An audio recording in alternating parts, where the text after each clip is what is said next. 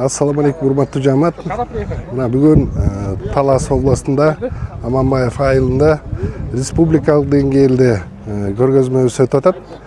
Кудайым буйрса мына бүгүн келген эл, келген малды бар карап, бүгүнкү күнү көргөзмөбүздө момундай жетишкендиктер болуп атат.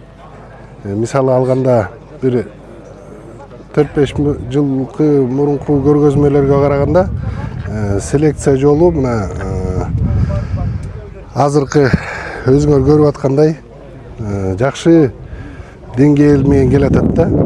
Кочкор жагынан дагы, ургачы жагынан дагы мына Кудай буйрса жылыштар жакшы да.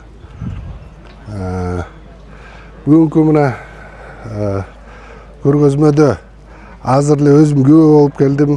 $37,5 миң